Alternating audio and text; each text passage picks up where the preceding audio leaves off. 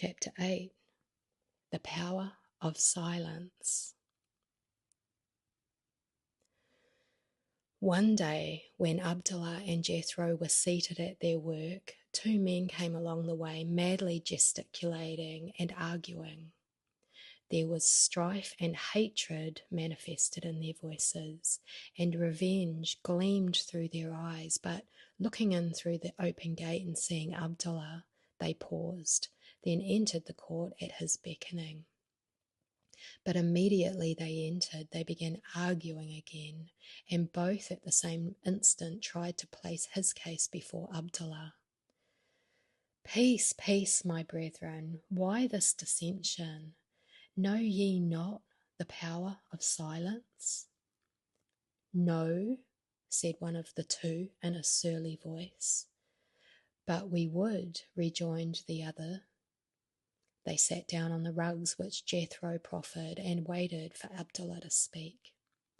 "You, Hajar and Caspar, are Christian men and have read much in the sacred scrolls, and well call to mind it is written that the blessed Saviour was laid to rest in the tomb, and how a massive stone was placed at its mouth and a guard put over it.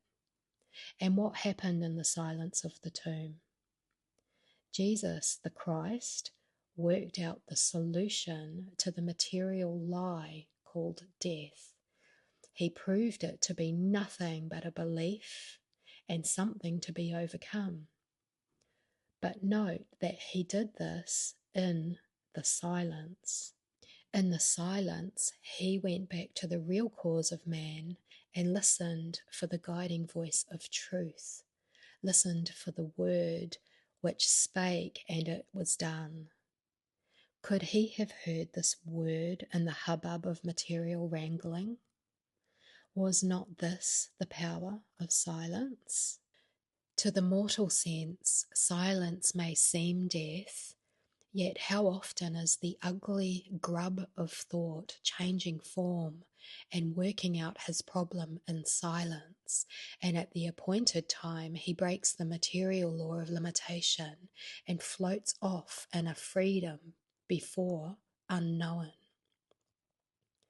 God pervades the silence, and it is only in the silence that we can hear the voice of the great omnipotent guide. "But Abdullah," interrupted one of the men, "how can we feel the power of silence in our own work?" "By being still, by quieting the material senses one after another, and withdrawing into the secret place of the Most High.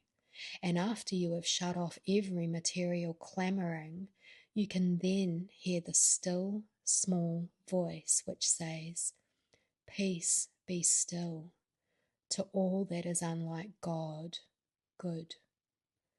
This still, small voice was the voice that spoke, and it was done. And it is the voice which said, "Let there be light," that is understanding. And mortal chaos and darkness faded away.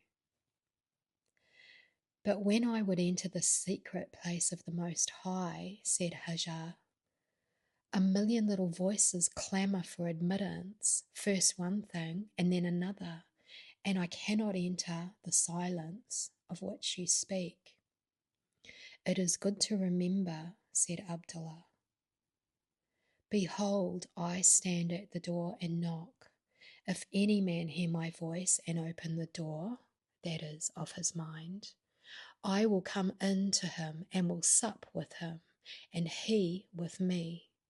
At the same time evil is knocking for admittance, the Christ is also standing, waiting to be let in to sup with you.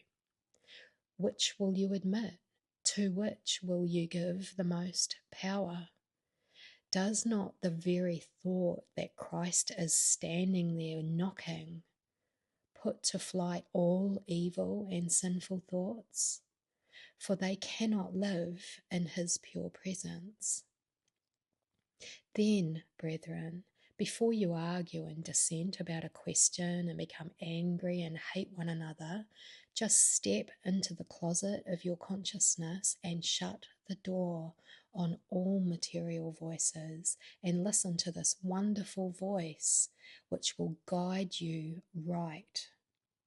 Don't quabble with yourself mentally and wear yourself out with your arguments, either audible or silent arguments, but be firm and know that God is the source of your intelligence and that right must prevail. Then, when you have received your guidance, you can issue forth from your closet, clad with a newness of spirit and love and righteous judgment. For, my brethren, you only want what is absolutely right. And when you know that the law of right is ever operative, how can else come to pass? What is so impressive as silence, and what carries with it so much dignity? It is the very essence of self-control and authority, and what is more pitiful than a man overcome of his anger? The noisy breakers beat against the shores in vain. They only carry with them destruction. But the mighty silent depth of the ocean carries a fleet on its bosom. Be still and know that I am God. Be still and listen for the underlying melody that permeates all silence. It is the melody of life. It is the power that leads beside still waters and green pastures. That is the end of chapter 8.